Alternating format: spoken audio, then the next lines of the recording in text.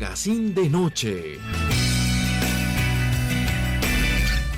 Cordialísimo saludo, amigas y amigos televidentes de Guanevisión, Canal 2 de Digitel, a ustedes que nos permiten el ingreso a todos los hogares a donde llega esta señal, de igual forma a la distancia, a quienes a través de las redes sociales diariamente, cotidianamente nos envían sus mensajes, nos manifiestan sus opiniones referente a los diferentes temas que abordamos con nuestros invitados, sin perder ese carácter del punto de vista informativo, didáctico, pedagógico y con los temas de opinión. Originándose esta programación desde el área metropolitana de la ciudad de Bucaramanga, nuestros estudios ubicados en la villa de San Carlos del Pie de la Cuesta, Santander, Colombia. Soy Luis Eduardo Arias Jaimes, que en compañía de todo el equipo de producción, a partir de este momento los invitamos para que nos acompañen con estos temas que vamos a abordar con nuestro invitado en el día de hoy. Pues ya estamos en compañía en el set del sociólogo, del escritor, del historiador Emilio Arenas. Realmente con un trabajo que lo que vamos a hablar, los minutos que vamos a hablar, prácticamente es una sinopsis de ese trabajo, el laboratorio, de ese trabajo investigativo, de todo lo que ha sido ese recorrido de casi toda su vida precisamente a lo que es escudriñar la historia. Pues también recordar de un trabajo característico que ha hecho en la academia, promulgando, contando, narrando, en fin, todo lo pertinente sobre todo a lo que es la cultura, a lo que es la historia nuestra del Gran Santander. Pues maestro Emilio, bienvenido aquí a través de Guanevisión Magazine de Noche. Gracias, muchas gracias. A ver, maestro, pues veo que toda su vida, ¿no?, prácticamente dedicado a lo que es la historia. Pero se preguntará más de un televidente que de niño ha estado por allá en los centros educativos. Usted ha estado allá como conferencista, como tallerecista, como expositor por algún motivo de alguna historia patria, de un personaje, en fin.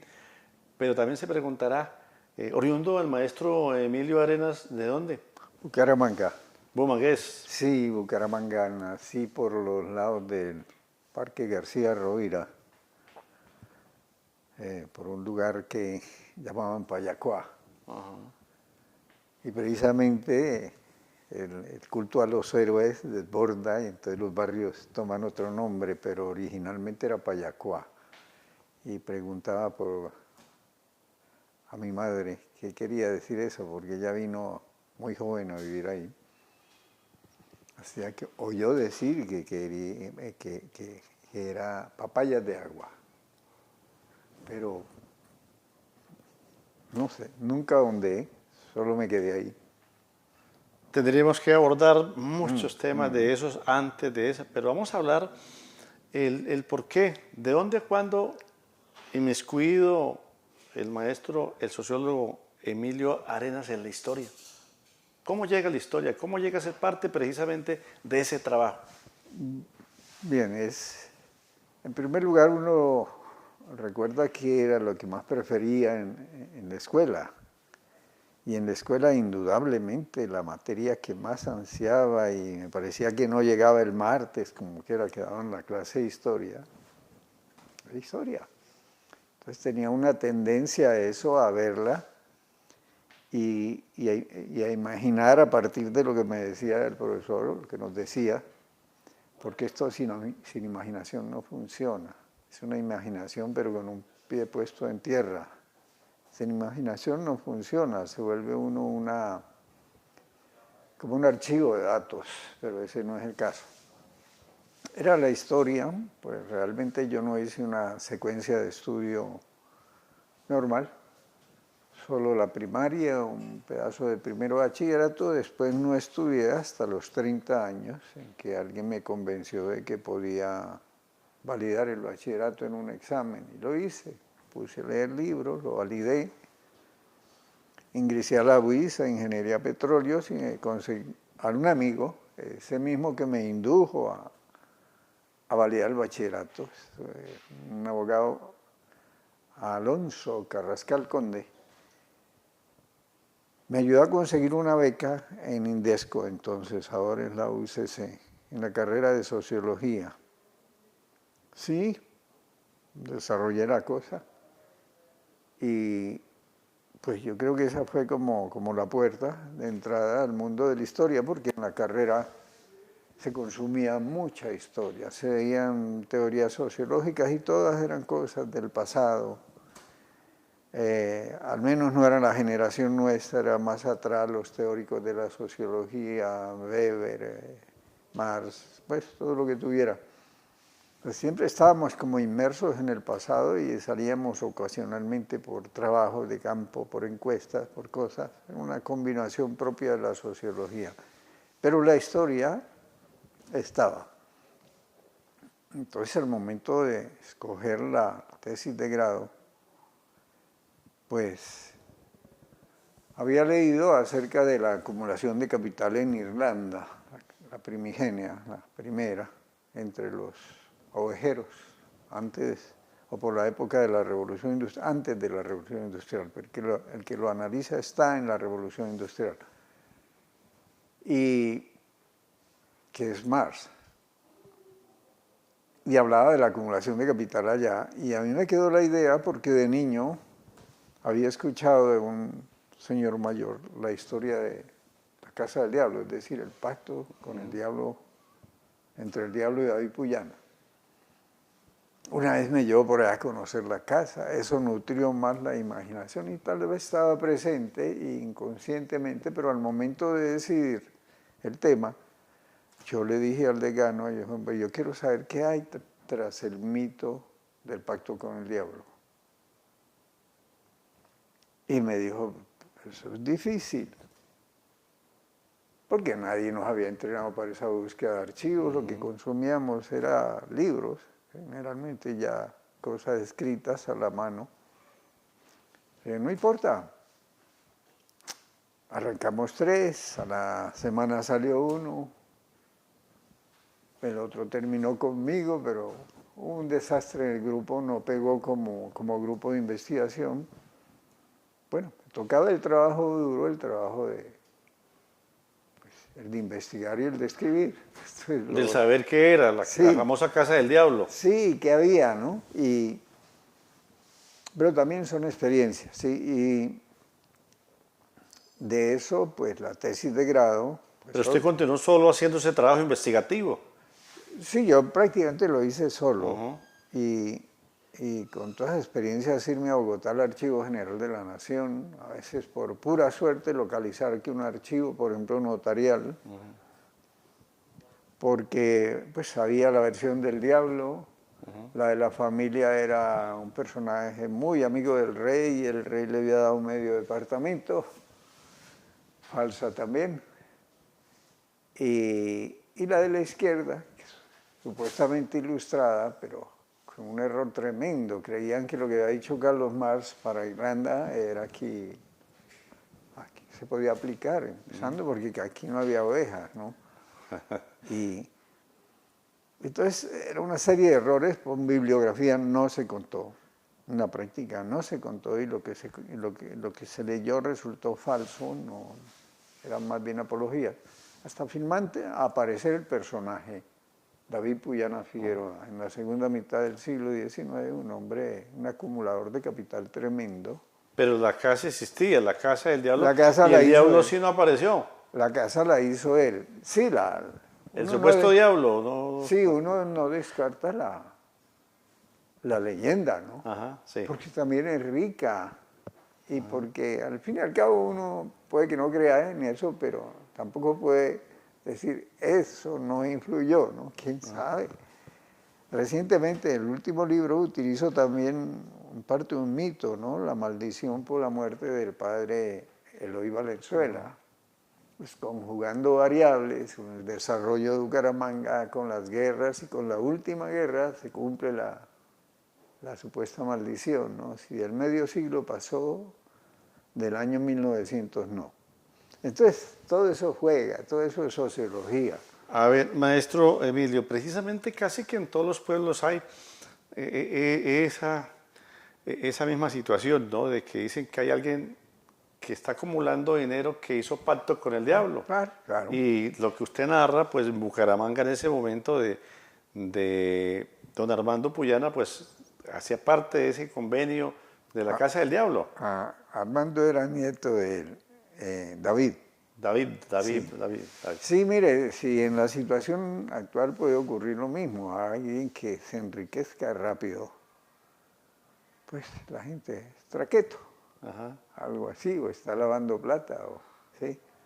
Y en ese entonces un mundo muy religioso, Ajá.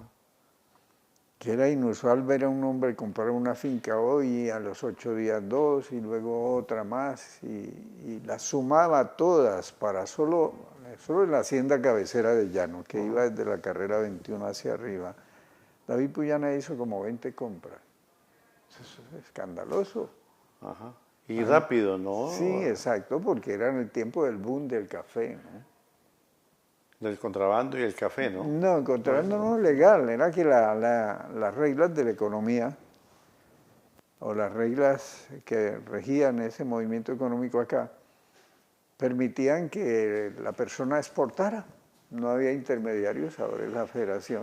A ver, esos personajes, en el caso de don Armando Puyana y la Casa del Diablo, en algunos pueblos que hubo esas historias también, ¿no? Sí. Era algo característico la vestimenta de esos personajes, ¿no? Que supuestamente habían hecho el convenio con el diablo. Sí, claro, y de Unos pronto atuendos característicos. no, y la imaginación popular los va volviendo.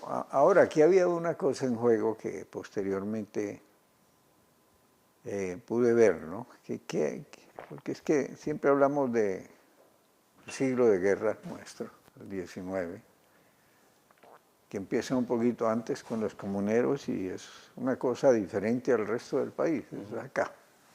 Hasta la guerra de los 1000 días en Palo Negro, 1900. Entonces, siempre acogimos la explicación de que eran enfrentamientos partidistas, ¿recuerda? Y de que esos enfrentamientos se daban por la puja por los puestos públicos, que por el poder, pero al investigar, conocer más a fondo, aparecen un par de figuras de instituciones que están detrás de los partidos desde el mismo comienzo. Detrás del Partido Conservador, la Iglesia Católica, y tras el Partido Liberal, la masonería. Entonces uno logra ubicar ese fondo ideológico, es decir, abre otra puerta, y es riquísimo, empieza a ver esa lucha, y esa lucha es la que produce ni más ni menos que la independencia. La independencia son los masones. La Iglesia Católica está de parte del rey. Eso no tiene... O sea, igualando, como se dice popularmente, las cargas. Sí. Cuando usted habla Sí. de estos binomios. Sí, sí, pero entonces por olvido o por interés nos habían quitado ese conocimiento y nos llegaba hasta ahí. Entonces la guerra de independencia son los patriotas y son los españoles. No, pero detrás hay unas instituciones que tienen mucho más poder sobre la mente de la gente. Es decir, maestro, cuando hablamos precisamente de la conquista y hablamos de la República, en ese proceso han habido esos que han estado ahí detrás. No son solamente el conquistador, pues él trae su religión y acá, y así sucesivamente hasta la época republicana, y nos llevan a eso. Entonces, cuando hablamos de la historia, indagaba usted que arranca precisamente escudriñando con el tema de la casa, del convenio ese, de la Casa del Diablo, que prácticamente es donde usted incursiona en la historia. Pero cuando hablamos de historia, maestro Emilio, es decir, nos referimos a que siempre hay guerra, batallas. Bueno, sí, en el caso de nuestro pueblo, Santander, es inevitable. Este es un pueblo guerrero. Y nada sirve que es un pueblo de paz. No, ahí está. En cualquier momento vuelve a salir. Y es una secuencia desde que este pueblo ya empieza. Ahora estoy metido en una investigación cómo es la génesis de este pueblo, cómo funciona, de dónde sale nuestro carácter, nuestro comportamiento, nuestra costumbre. Y tuve que primero disolver una cosa, que éramos guanes. Y eso es falso. ¿Ve? Porque el culto a Guane es otro mito. En el primer trabajo para la Casa del Diablo encontré en el Archivo General de la Nación una visita en el año de 1561, es decir, 10 años después de descubierto el oro aquí en el Río del Oro. De la época de la conquista. Sí, los albores de la conquista, porque es el mismo año de la fundación de Pamplona. Y había una noticia terriblemente alarmante y entonces, bueno, pero ¿cómo cometimos ese error? ¿Cómo cogimos un camino distinto en la investigación? El visitador venía ni más ni menos que averiguar por qué en los últimos 10 años había desaparecido más del 90% de toda la población aborigen de la jurisdicción de Vélez. Y la jurisdicción de Vélez llegaba hasta el Río del Oro y de aquí para allá era Pamplona, hasta Mérida en Venezuela. Entonces estamos ante un vacío poblacional. ¿Qué comunidades indígenas había en ese momento? Hablamos de los guanes, ¿cuáles otros? Eso es otra falsedad. Ajá. Habíamos creído que los guanes eran todo Santander, y eso es falso. Era un pueblo pescador que habitaba en el cañón del Chicamocha. Fue el primero en extinguirse con las viruelas y el cólera, que se desató desde las minas del Río del Oro, una traída por los españoles, la otra por los esclavos. Entonces, guane lo sobrevaloramos, pero es que es entendible en parte por la necesidad de crear un mito fundacional para un pueblo que prácticamente se echó al hombro casi solo la carga de la guerra de independencia. Porque ahí ya vienen las otras mentiras. Boyacá. Entonces, el pueblo boyacense es el de la gloria. No, eso fue un accidente. Ellos no. Ellos no. Eso era acá, en la provincia del Socorro, Charalá. Eso no era allá. Fue un accidente. ¿Y por qué? Porque la guerrilla del Socorro se le unió a Bolívar. Bolívar sabía que el primero que recibiera refuerzos ese era el que tenía posibilidad de ganar. Al frente tenía Barreiro. Barreiro manda por la tropa que tienen combatiendo la guerrilla en el Socorro, que es la de Lucas González. La guerrilla le llega a tiempo a Bolívar y ya equilibra su famoso paso por el Pisba y todos esos sufrimientos. Y el otro se queda a la espera. Pero esta gente enfrenta una resistencia de la población civil en Charalá, hace una carnicería horrible de centenares.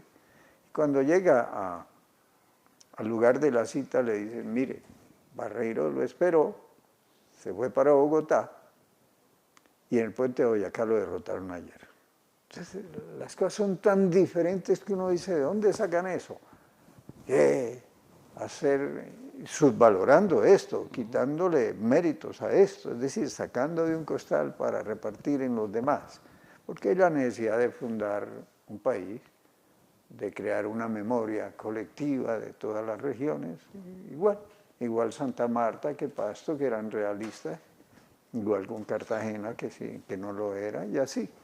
A ver, maestro Emilio, es decir, cuando usted hace referencia a eso, que la cultura guane, los que estaban en estas áreas, pues no fueron extinguidos en la misma guerra, sino a través de esa epidemia de la viruela. Es que no hubo guerra, en la práctica no hubo guerra. Usted coge el texto de Juan de Castellanos, que es el punto de partida, es el cronista de Venezuela y de Colombia. Fue soldado de la conquista y luego cura, murió en Tunja, era cura, escribió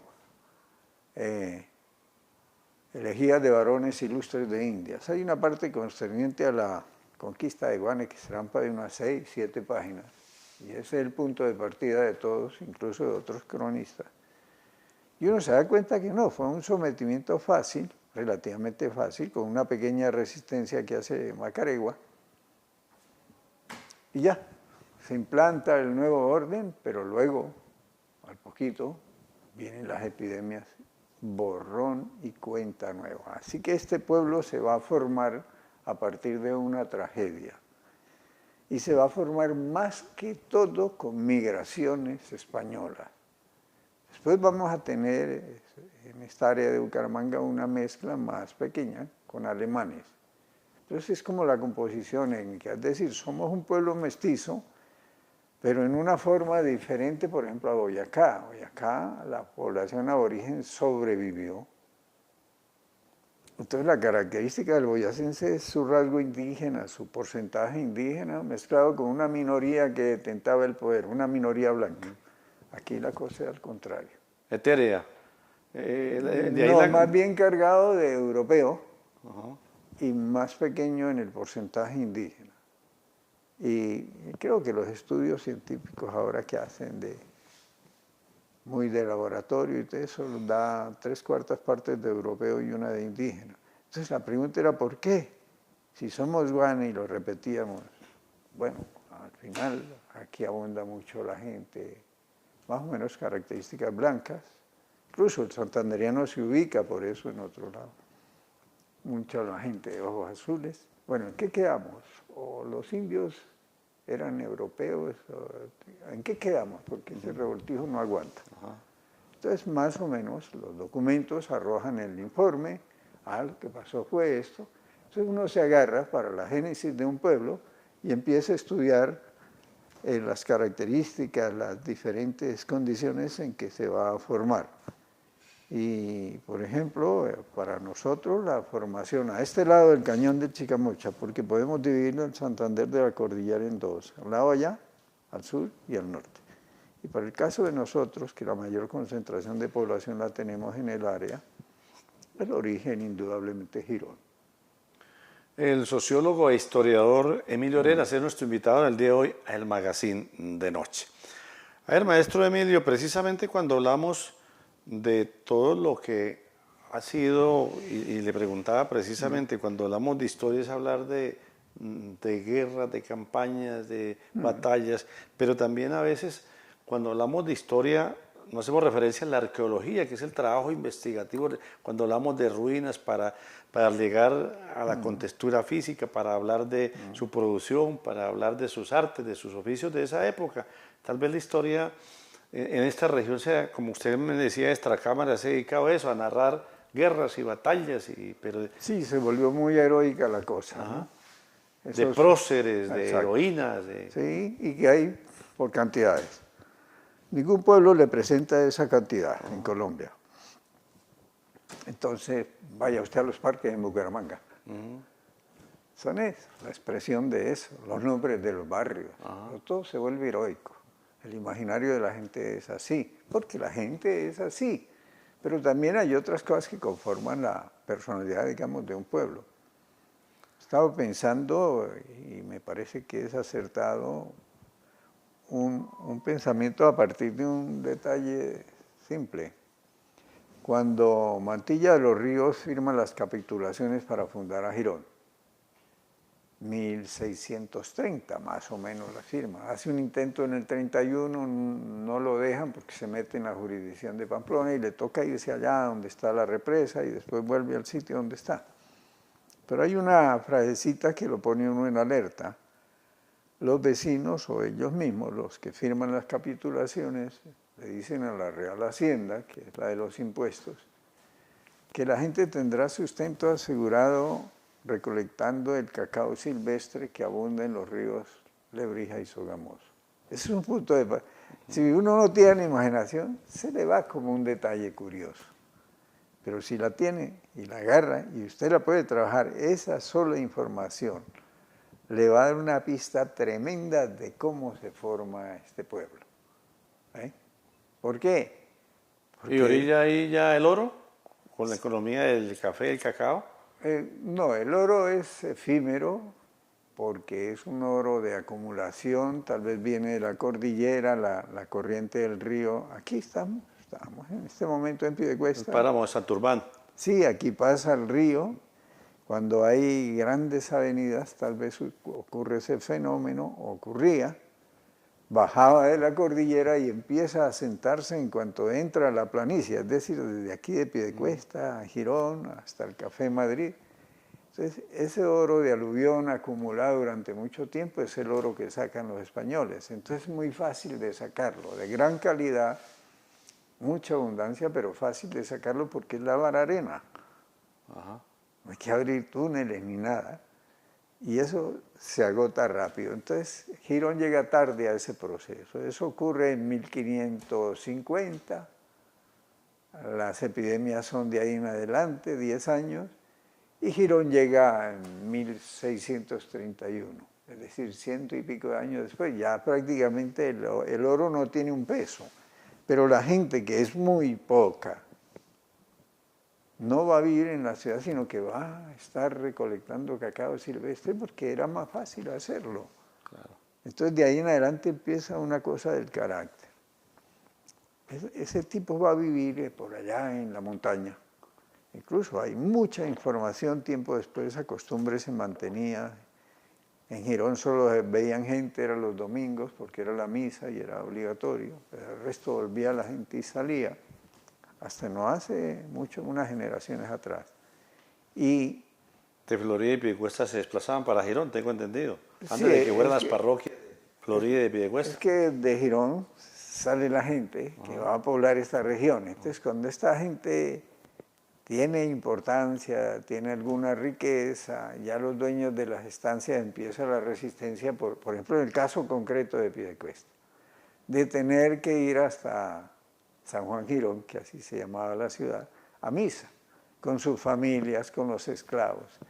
Entonces empiezan a erigir pequeñas capillas, pero el obispo de Pamplona las prohíbe y empieza como es el proceso para independizarse. Eso son las parroquias, que es reunión de vecinos, es el núcleo urbano ya, y ya van a contar con cura propio, con autoridades más o menos propias. ¿Qué le da ese título? Bueno, cuando sale de parroquia, pero también hablamos de algunas villas, cuando hablamos de la villa de San Carlos del Pie de la Cuesta, Sí. cuando hablamos de la villa de San Juan de los Caballeros, la villa Bueno, ¿tiene sí, algún título? bien, esto, en el caso de Piedecuesta es correcto, pero es una categoría que va a adquirir con el tiempo. Primero es parroquia, y aquí Villa de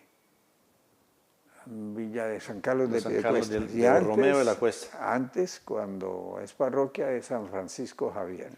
¿Ve?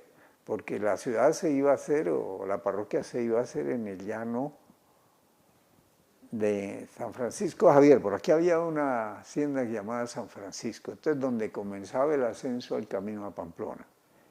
Entonces, todo está listo, la van a fundar ahí.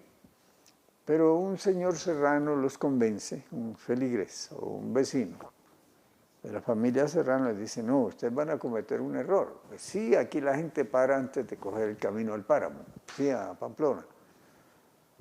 Pero si ustedes sitúan un poquito más abajito, donde este camino viene desde Girón, donde el camino se bifurca para ir a Santa Fe, hay una condición de cruce de camino, si les va a ir mejor. Si quiere yo les regalo la tierra, y se la dona, y se hace la fundación, pero ella queda con el nombre anterior.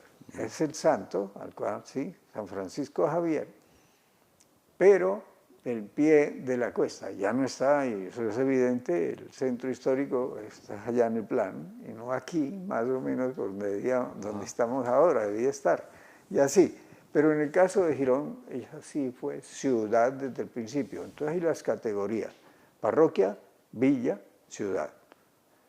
Y entonces decir que San Juan Girón era la villa, pues eso fue a alguien que le pareció muy elegante, pero desconocía que eso eran categorías exactas. Le colgó a ese Claro, título claro, de villa. claro. Y de los caballeros menos, y se lo digo con absoluta seguridad porque he visto miles, millares de documentos, y en todos se encabeza con el sitio, el lugar donde está, con los títulos.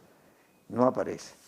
Eso fue alguien que lo inventó, y si lo hubiera hecho en la época de que estamos hablando, le hubieran hecho un reclamo terrible, ¿no? A ver, maestro Emilio, usted nos hablaba anteriormente precisamente que se ha distorsionado, se han contado historias fantásticas en torno a lo que ha sido muchos hechos que supuestamente dicen ser parte de la historia.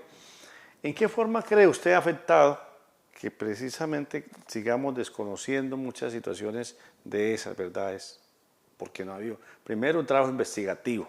Segundo, que se haya escudriñado realmente los documentos. A que, por ejemplo, en los centros educativos se haya suspendido esa área de la historia. ¿En qué ha incidido? ¿En qué ha afectado que precisamente pues o no le paremos bolas a nuestra historia o comamos cuento de lo que cualquiera nos diga?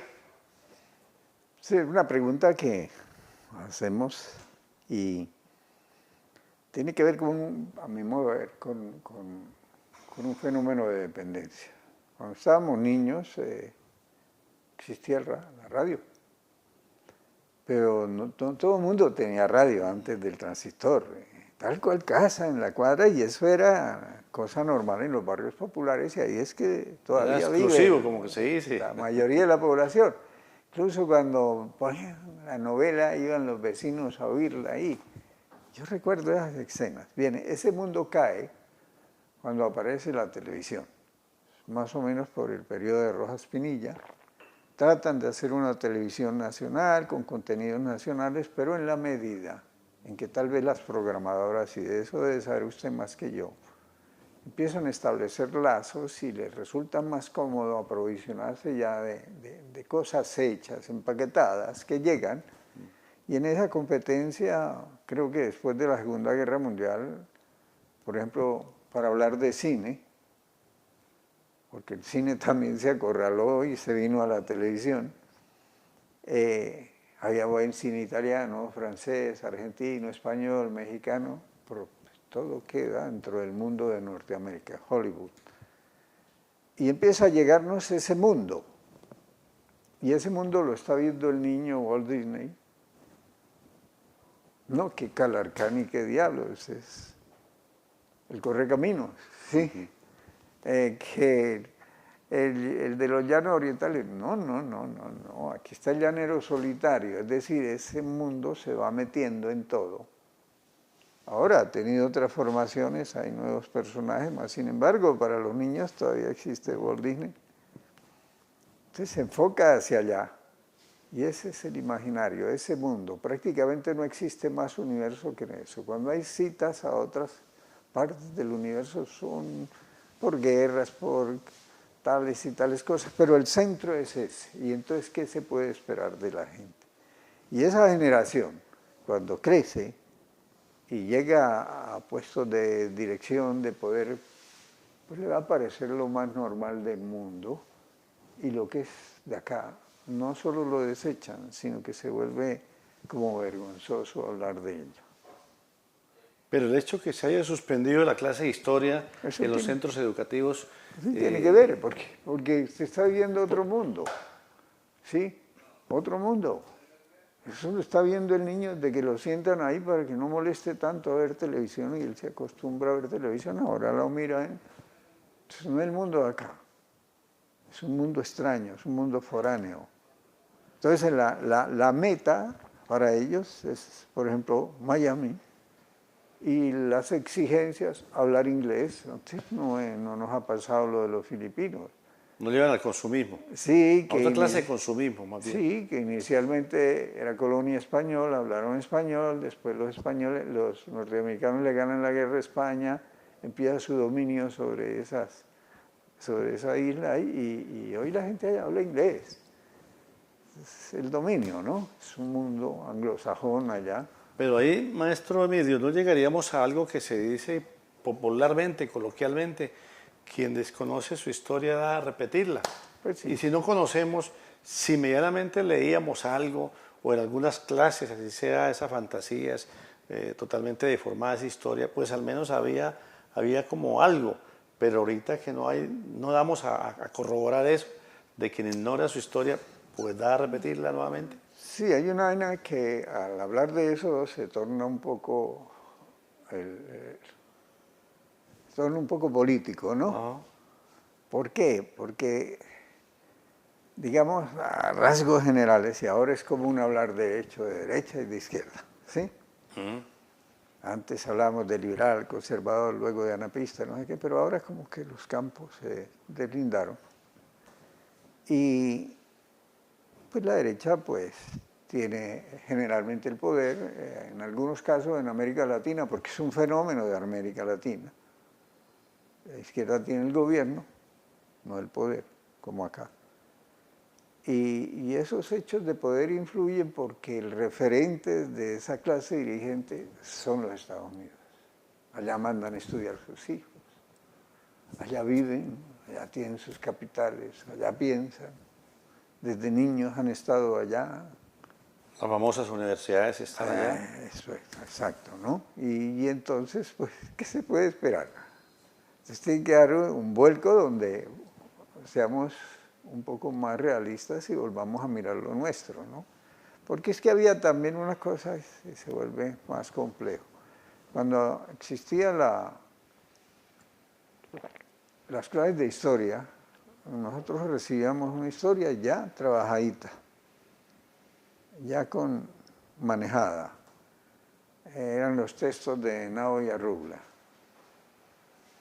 Por ejemplo, ya era sesgado, era la visión de la historia del Partido Conservador, que estaba en ese momento en el poder, después de la Guerra de los 1000 días, y cuando viene el primer aniversario de la independencia, 1910, entonces salen esos textos por encargo, y son gente de esa élite, el uno de Medellín, el otro de Bogotá, todavía se mantienen esos centros del poder.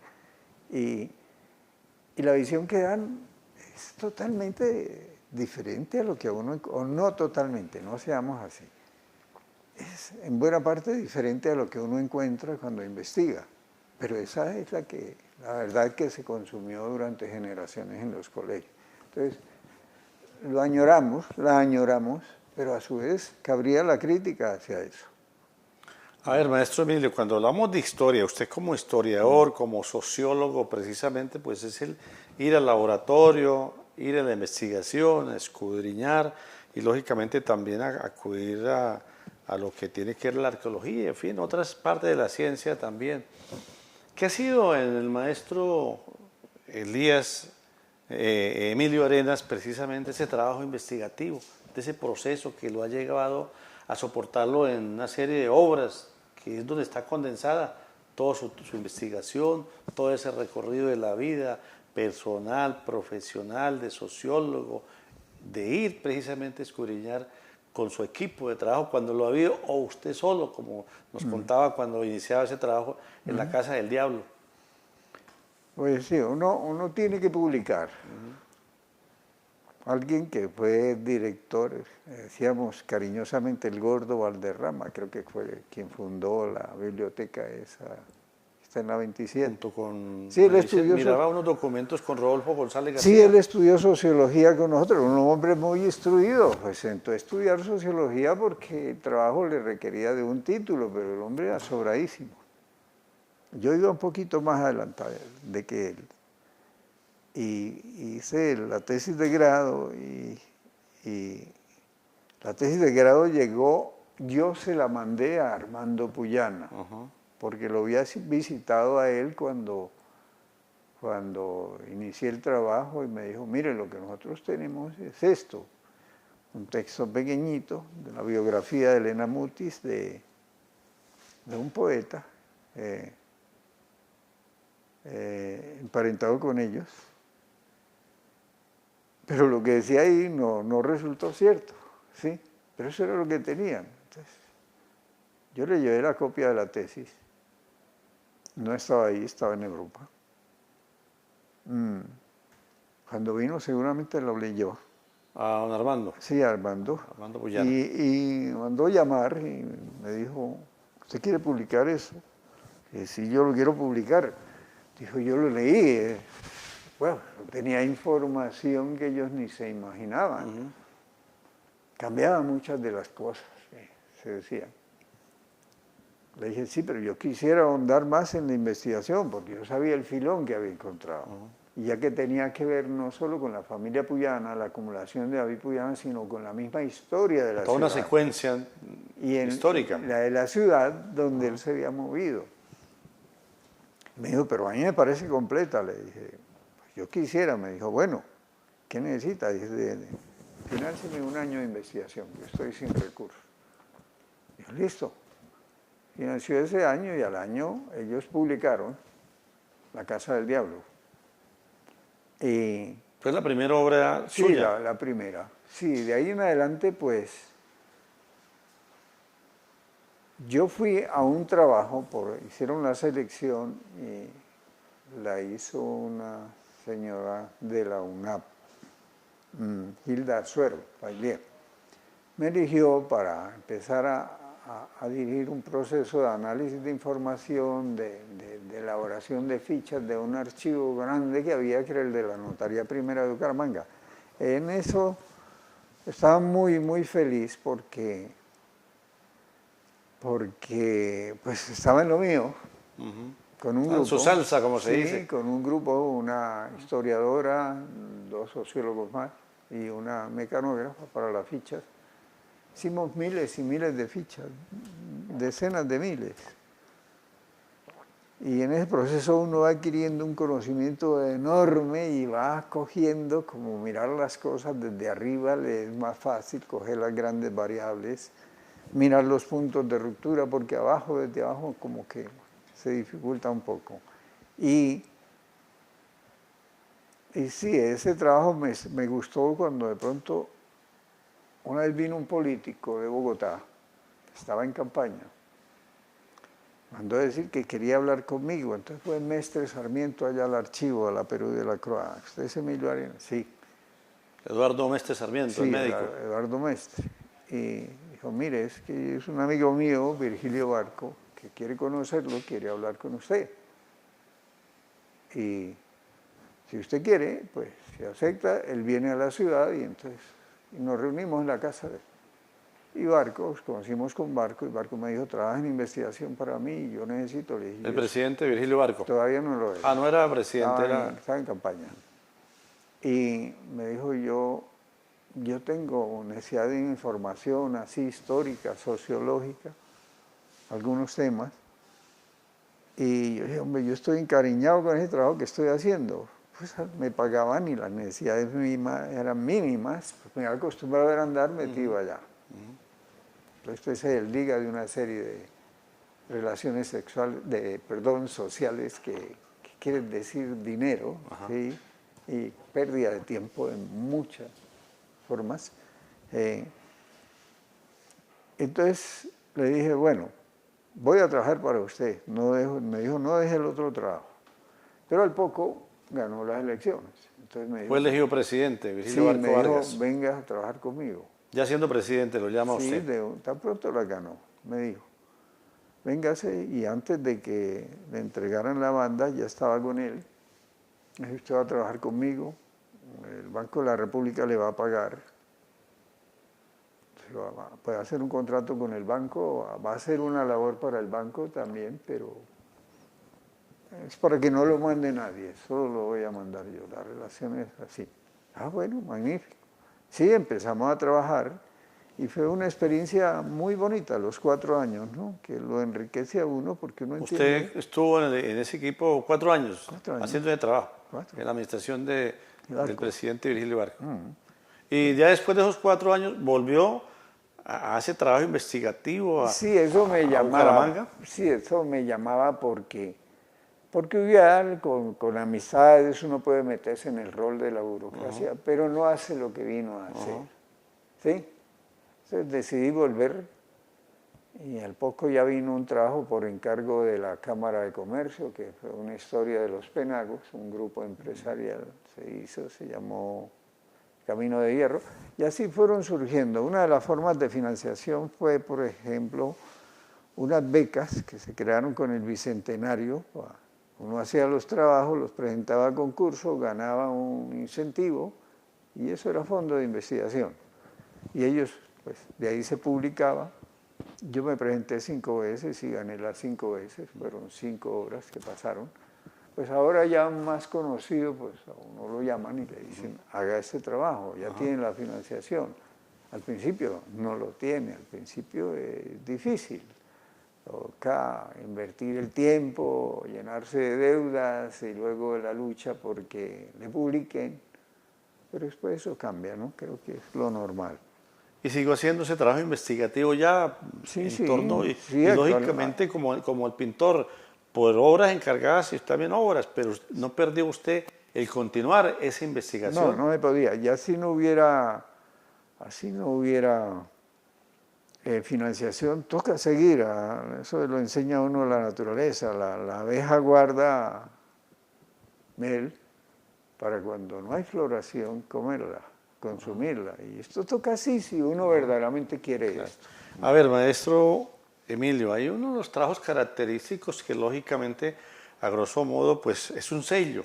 Así como hablamos de su primera obra, de lo que fue precisamente la tesis de grado a través de La Casa del Diablo y que dio apertura precisamente a Emilio Arenas, el sociólogo, el historiador, el escritor, que tiene que ver precisamente con la academia. Ese trabajo, ese documental de un seriado más bien por los caminos del Gran Santander, Ah, sí, que sí. prácticamente escudriñó Sí, todos los ese fue municipios del muy, departamento. muy bueno y muy importante. Pues ocurrió que yo trabajaba con la UIS, un equipo de investigación, creo que por un malentendido del jefe, pues yo en ese momento ni entendí, pero yo no soy hombre, me dicen a mí, no hay más trabajo, pues yo me voy, no, nunca que me pongo a preguntar por qué o a mover palanca, no, yo no soy así. Entonces creo que fue un malentendido. Estando usted en la UIS. En la UIS, sí, investigando. Y me dijeron, no hay más trabajo. Bueno, ni les respondí nada, me fui. Bajé por la 9ª, dije, bueno, me sentí libre porque no soy hombre de horarios y allá me tocaba horarios. Me sentí libre, salí a la puerta y dije, bueno, tengo tiempo, eran como las 11 de la mañana, voy a bajar a visitar a un amigo que vive en el barrio Gaitá, que tenía un taller que hacía máquinas. Y bajé por toda la 9ª y al llegar ahí a la 18, donde es la Santoto, pues ahí había estudiado yo en la primaria, había una escuelita ahí, la México, y dije, voy a entrar. Cuando eso no había tanta parafernalia de cédulas y de lléneme aquí, ni nada. Pero ya la gente había salido de clases, era como mediodía, y me paseé por el edificio, donde antiguamente estuvo la casona, donde estuvo la escuela, y pasé por una oficina y de pronto la señora que está allá en su computador levanta los ojos y me dice, maestro, y siguió escribiendo, ¿cuánto tiempo lo esperé, no? Yo extrañado porque no la recordaba, una señora Linares, un trabajo de escribir lo conoce a usted, mucha gente, usted no tiene la retención de todo. Me quedé en la puerta, incluso creí que era para alguien distinto, pronto alguien detrás de mí, pero terminó, estaba cerrando ya el computador y me dijo, siga, siéntese, llega a tiempo, si nos acepta dictarnos unas clases. En la Santoto. Sí, y bueno, pero sí que me dijo, yo soy la decana de arquitectura, esta es la decanatura, necesitamos una persona que nos hable del desarrollo de estas regiones. Fíjese, ellos sí estaban en la cosa, que estaban formando los arquitectos mirando imágenes de Barcelona, de París, y de aquí qué. Y sí, eso significó, me quedé 5 años. A los 5 años me fui para la casa y a los pocos días, tal vez un mes, llegaron a la casa, habían acabado de armar un programa, tenían equipos de televisión de la universidad y querían hacer un programa sobre la región y me dijeron que habían hecho uno. Me lo mostraron y yo le dije, no lo pasen, está mal, y sobre todo para ser el primero. Entonces, filmemos ya. Y con ellos me quedé 5 años. Era un programa semanal magnífico porque arrancábamos... ¿Cuál era la temática? Toda la región. Ah, la que estamos hablando, Sí, la del era Gran Santander. de todo, sí, histórico, lo costumbrista, los alimentos, los paisajes, todo lo que usted quiera. Entonces para mí fue una experiencia tremenda porque fueron 5 años de trabajo de campo y ahora eso me dio mucha propiedad. Claro. Y cuando ahora formo, por ejemplo, unos guías en el Museo UA, me doy cuenta de la enorme ventaja que uno tiene porque no está mirando únicamente la cosa en mapas, sino que la ha vivido. ¿Sí? Y es mucho Pero más ese claro. documento, de ese seriado, pues estamos hablando de un número considerable de más de 300 programas, si pudiésemos decir de eso, sí.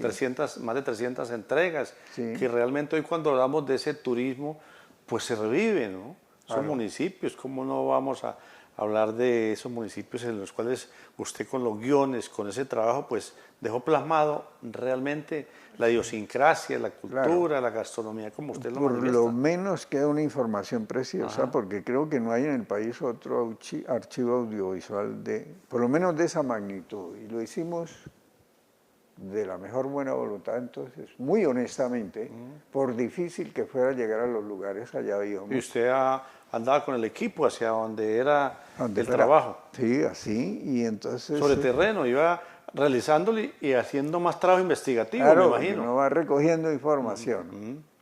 Y eso le sirve y me sirve, tanto como el material de archivos, uno allá calladamente consumiendo folios de los españoles, eso pues le da la visión a uno del territorio donde sucedieron esos hechos, entonces combina uno cosas que de otra forma no hubiera podido. A ver, menciona usted precisamente días pasados, pues estoy en una deuda que hay ahí de ir a ese, hablaba del museo, del cual usted está al frente de ese proyecto, el Museo Guá. Sí. ¿Qué es? ¿Cómo nace? ¿Dónde está ubicado? En fin, hablemos lo pertinente a ese museo. Bien, el museo está en el Parque Memorial Jardín en la Colina, a la entrada. Más de uno se preguntará por qué hay en un cementerio. Sí, más de uno. Y después de darle vueltas a las cosas, dice, bueno, en sí un cementerio es un museo, ¿cierto? Sí, ahí está la memoria de las familias, porque hace las familias a la segunda, tercera generaciones, sí. Olvidan, ahí está. La gente que va a los servicios, la que va de visita, ahí tiene el museo, es muy visitado. En este momento estamos en ese mundo de las redes, que es lo que la gente ve. Está ahí en el cementerio Jardín de las Colinas, el museo como tal. Sí, está. ¿Hay alguna área? Sí, un área específica. Eso hacía parte de la hacienda cabecera de Llano. Fue un predio que le tocó en herencia a la hija de David, casada con el general Peña Solano, el que hizo la defensa de Bucaramanga en la Guerra de los 1000 días. Y desde mucho tiempo atrás la familia González, que son accionistas del cementerio, o el papá lo fundó, cuando compraron eso, porque entre otras cosas es el parque más extenso que tiene la Ciudad de los Parques. Es enorme, tiene como 35 hectáreas, ahí nace la quebrada de la iglesia, hay una conservación de la naturaleza exquisita, muy bien. Y la familia, cuando estaban replanteando inicialmente el terreno, con las máquinas descubrieron unas... Para habitarlo como sitio ya de cementerio. Sí, descubrieron una docena de urnas con ofrendas. Recuerde que siempre ha estado, ese lugar se llama El Cacique, hay un lago a la cercanía, se llamaba El Cacique. Estaba repleto de hallazgos arqueológicos pequeños, como de ofrenda. La familia pues los recuperó, los guardó y tomó la decisión de conservar la casa de la hacienda, que era un predio cafetero, para un proyecto a futuro de un museo. Imagínense, eso se concretó como a los 50 años. Eso fue en 1970 que empezaron. Gabaza, el historiador recientemente fallecido, le preguntaron a alguien que pudiera recomendar para armar los guiones. Entonces Gabaza no lo dudó, dijo, no, es Emilio. Entonces me contactaron y empezamos. Lo hemos hecho. Tiene su cuerpo de guías, tiene unos periodistas que difunden información. Por ejemplo, mañana vamos a filmar al Parque Centenario. Y hay que decirle a la gente qué era el parque antes. Por ejemplo, la gente ya olvidó que ese parque estaba en medio era la plazuela de Belén, porque había la creencia de que allí se había revelado la imagen de una santa, de la Virgen. Y que lo hizo precisamente un antepasado de ellos, Reyes González, un comerciante de la época de David Puyana, que hizo allí un un parquecito privado rodeado de tapias con animales exóticos para que la gente fuera a verlo. Maestro Emilio, y se preguntará más de uno por qué el nombre, Gua. Guau, bien, guau. Bueno, con Guau me pasó algo. Yo desde por allá 1910, perdón, desde el 2010, estoy metido en el otro siglo, empecé a tener relación con la gente del Libro Total, pero muy amables desde el comienzo. Para ellos soy así como el escritor de la casa. Y Alejandro me había invitado, pero yo nunca fui. Me invitó cuando iba a oír unas charlas que dictaba ahí en la casona, en la UNAP. Y de pronto un día bajé y me asombró la eficiencia, el orden de las cosas, sobre todo tenían ellos una fe tremenda en su gente, en su pueblo, en su proyecto. Sentido de pertenencia. Sí, exacto, es una expresión de la firma de ellos, Sistemas y Computadores, que es tal vez la empresa más grande que hay aquí, aunque no hace tanta bulla. Y me gustó, me quedé, y una vez a Alejandro le gustaba escalar, íbamos al cañón, y por allá tenía un predio y consiguió la idea de llevar a algunos amigos para que cada uno hiciera su cabañita allí en el cañón, y así se hizo. Y una vez me pidió un nombre para el predio. ¿Para el museo? No, al predio del cañón, que fuera ojalá indígena. Y yo le dije, sí, se lo tengo. Le dije, ¿cuál? Guaraca. Entonces yo había encontrado un documento de la época de los españoles en que el ejército español bate una guerrilla patriota y el teniente rinde un informe escrito y dice, decomisamos muchos sables, lanzas, un rifle de chispa y muchas guaracas. Y pone entre paréntesis, ondas. Como la piedra de Rosetta. Por primera vez teníamos un nombre que llevado al castellano lo entendíamos, pero luego empezó el nombre Guaraca, son en realidad dos palabras unidas, así como Bucaramanga, que pudo ser Bucaramanga, lo más seguro. Esa supresión de la U es común, uno la va entendiendo. Y empecé a hacer un trabajo sobre el vocablo guá, que los lingüistas del mundo, los más afamados, dicen que es el primer vocablo de la humanidad. Está en todos los idiomas, en todos. Y de ahí salió un libro acerca de guá, y ganó un concurso. Y cuando hubo que ponerle un nombre, pues yo sugerí varios nombres y la gente que dirigía el museo, la familia, dijo guá. Y guá fue. Y se quedó Gua. Entonces guá es como un abreboca. Y es tan extenso que a la gente que va, si se le va a explicar eso, ahí se le va todo el tiempo. Entonces hay que mermarle al discurso porque es que es un universo en sí. Es amplio. Usted lo encuentra en el agua, en la guayaba, en la guanábana, en Guani, en Macaregua, en Guanentá, donde usted quiera. En África. Y está abierto constantemente este museo para que quienes quieran ir individualmente, colectivamente. Como quieran. Y cuando son colectivos, la empresa del Parque Cementerio La Colina, Memorial, Cementerio La Colina, ofrece el bus de transporte. Y así que hemos podido llegar. ¿Cómo es la cosa? Si la montaña no viene a Mahoma, Mahoma va a la montaña, ¿cierto? Y si una escuela de un barrio, de una localidad de aquí, cuesta mucho, no puede, pues se le facilita y a los niños pues se les da un refrigerio y pasan una tarde rica y se les habla. Allá tenemos guías. Cuando hay gente, grupos como un poquito que exijan más, pues yo voy y dicto la charla. Ese es más o menos. Qué mejor ahí que con su sapiencia, sus conocimientos, con su experiencia del maestro Emilio Arenas en el Museo Gua.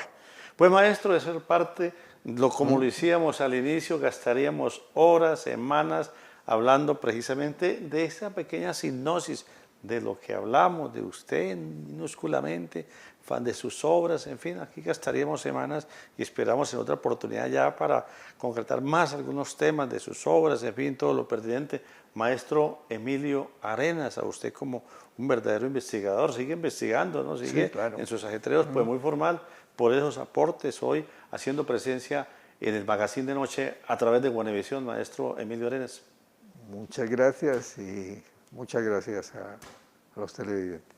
De igual manera, a ustedes, amigas y amigos televidentes, el que nos hayan permitido el ingreso a todos los hogares a donde llega esta señal, a la distancia, quienes a través de las redes sociales diariamente, cotidianamente nos envían sus mensajes, sus opiniones, originándose esta programación desde el área metropolitana de la ciudad de Bucaramanga, nuestros estudios ubicados en la villa de San Carlos del Pie de la Cuesta, Santander, Colombia.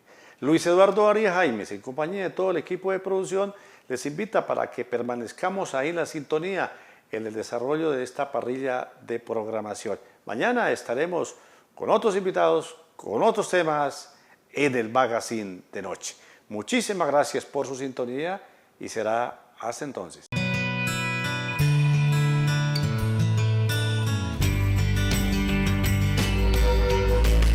Magazine de Noche.